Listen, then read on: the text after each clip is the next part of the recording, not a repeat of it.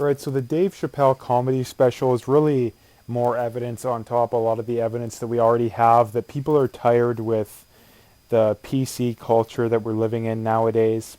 And if you don't know what I'm talking about, Dave Chappelle is a comedian who recently released a comedy special titled Sticks and Stones, and he jokes about a lot of uh, stuff that isn't politically correct. And if you're not up to date on the state of comedy nowadays, most comedians won't joke about things that are politically incorrect. And a lot of, I mean, one of the best ways to be a good comedian is to joke about edgy things.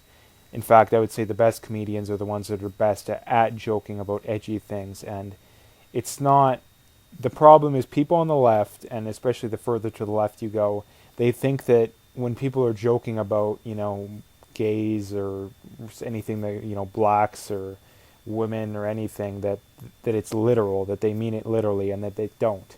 It's it's all it's all a joke basically. I mean, that's kind of the definition of a comedian, is they make up jokes.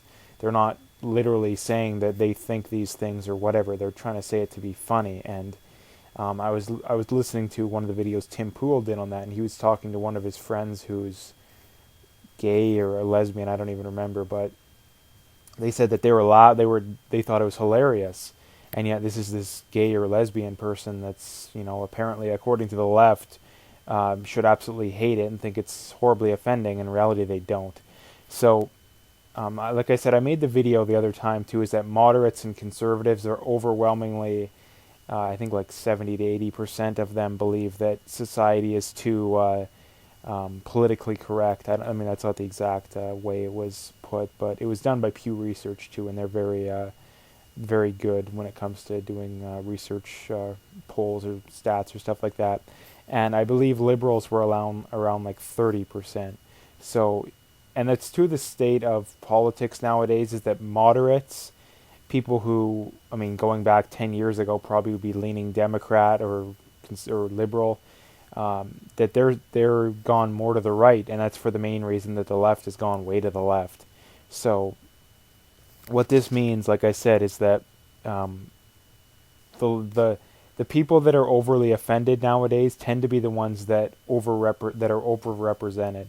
When you look on Twitter and all these kind of things, that the social justice warrior woke kind of people they're way overrepresented, and that's for the main reason that to get their cause out there and to get their voice heard, because they have such a fringe view, they have to overrepresent themselves basically to seem like they're not such a fringe viewpoint. And the other thing too to point out is that some of these ivory tower elite liberals, namely in that the critic reviews, just 25% of them liked it, but the audience score is 99%, which is insanely high. Which is like that's insane. Like, go to what do you think is the best movie of all time, and I bet you it doesn't have a 99%. I mean, go to your 10 favorite movies of all time, and I bet you none of them have 99% reviews. So, like I said, this is just another example on top of I don't know how many more examples we need, that people are tired with the politically correct culture, and we really need to go away from it, because the woke social justice warriors are fighting overtime, and they're going to get their way if we don't keep fighting them. So if you liked the video, make sure to hit that like and subscribe, and stay tuned for more.